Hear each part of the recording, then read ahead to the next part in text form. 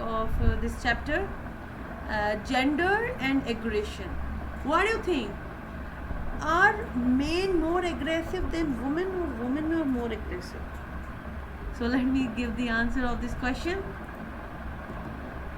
It is generally assumed that men are more aggressive than women, and violent crime statistics provide ample support to this view.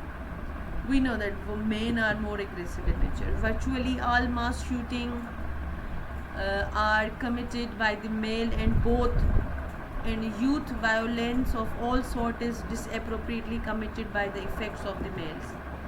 Around the world, men do engage in physical aggression more often with the aggressor intensity than the women. But interestingly, there is one fact that states women engage more in indirect aggression than the men. What is indirect aggression? Indirect aggression, action designed to harm another person but which are not performed directly against that person. What is that indirect aggression? Sometimes we spread negative rumors about someone. This is the indirect aggression. Forgetting to invite them on the social event. This is indirect aggression. Even damaging or destroying their property is one of the indirect aggression. So women engage more in direct aggression and men engage in direct aggression. That is a physical and violent aggression that faced by the people. Aggression in classroom and the workplace. What is bullying? Mostly bullying is being done in the workplace, in the classroom. Once any person who is less in status, who is being confused, who is facing somehow the depression and anxiety, people target them and repeatedly aggress them. And that's the concept is being bullying. And starting in the school life, mostly people do bullying to the people who are a bit lesser in their status and they're confused and anxious, so people bully them. So let me see. In research on bullying, it is usually defined as the form of interpersonal aggression in which one individual, a bully, intentionally and repeatedly aggresses against another. The bully has more power or the status than the person they seek to harm. In school life, we mostly face this sort of bullying behavior that occurs often. So many factors engaging the bullying. We have such as bullying and the victim. Bullies' callous attitudes towards the other, high status or anxiety, depression, high social intelligence. Victims are mostly lonely. They are withdrawn, they have few friends, they are unhappy. The system have very lack of supervision from the school or the parents. School atmosphere that do not have that sort of formation to control the bullying. Unsafe communities, they created a bullying effect, right? So now we are going to discuss about prevention and control of aggression. We are going to discuss the useful techniques to control the aggression. One of the famous and well-known technique is the punishment. To control the high level of aggression, state and usually universe use the punishment. What is punishment? The delivery of aversive consequences is a major technique for reducing the aggression. People who engage in prohibited aggressive behavior received large fines, put into the prisons, and some countries are placed solitary confinement or receive the physical punishment for their action, because we wanted to stop their aggression. The concept here focus more on we may have the justified punishment as per the magnitude of the aggression. It's not that the aggression is less, but the magnitude of the punishment is very high. Someone has hit the person and you are going to put them lifetime into the prison. So the magnitude of the punishment is very high. So we need to take care of this.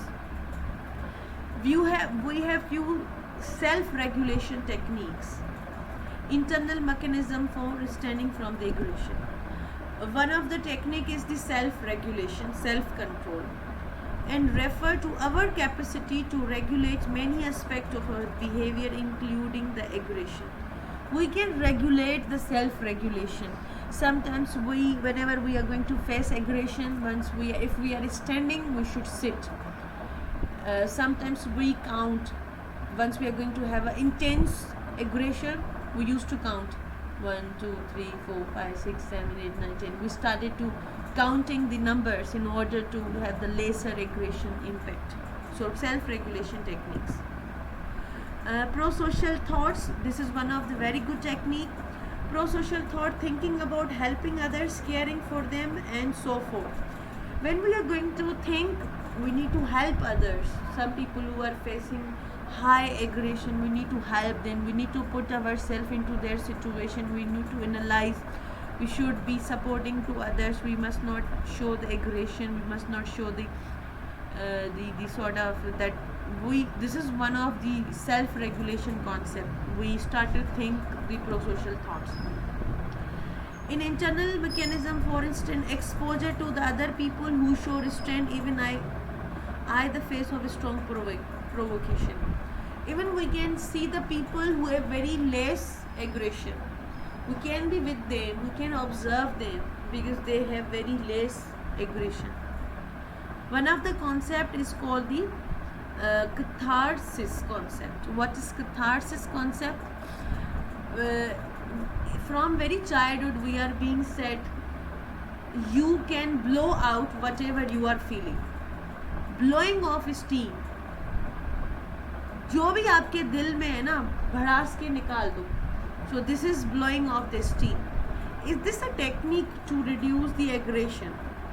What do you think? Is it okay? No. But research says this is not a good technique. So catharsis hypothesis, the view that if individuals give vent to their anger and hostility in non-harmful way, their tendency to engage in more dangerous type of aggression will be reduced. But research says this is not the truth.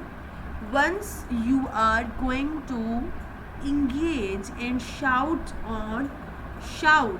and use non-harmful way, this will not reduce the aggression but will intensify your aggression.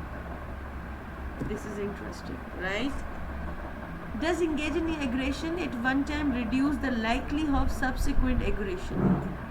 Research finding indicates it does not. Engaging in even non-harmful aggressive actions such as shouting angrily at people who can't see or hear the person, doing so make the angry person only feel better for the point of time, at least temporary, but this reward of expressing anger may actually strengthen the link between anger and aggression. So it may feel you temporary good for the moment of time by shouting, by reducing, but this going to strengthen the link between the anger and aggression. So you are going to feel more aggressive in future. You are not going to reduce it, you are going to increase it, right? Reducing aggression by thinking non-aggressive thoughts. What are non-aggressive thoughts? Research says one way of doing is by inducing the thoughts and feelings that are incompatible with the anger or aggression. What are the incompatible thoughts? Several kind of incompatible reaction that found effective for reducing the anger. Certain type of humor. When you are introducing more sense of humor in your personality that is incompatible with the anger, you are going to reduce your anger. Feeling of empathy toward the potential victim. Once we started to feel the empathy of the people whom we are going to have more and more aggression, so this would also reduce in aggression.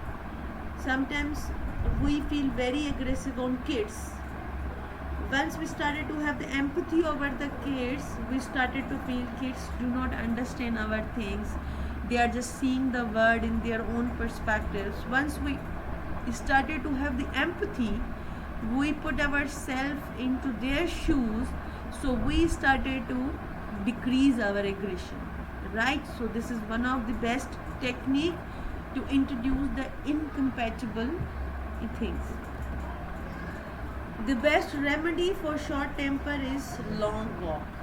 The people who are very short temper should go for the long walk. Their angers would be reduced. Next time you are made, try dancing out your anger.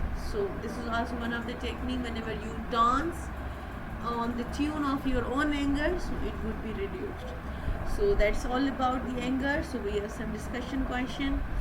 Define the term bullying, provide some examples in the various contexts.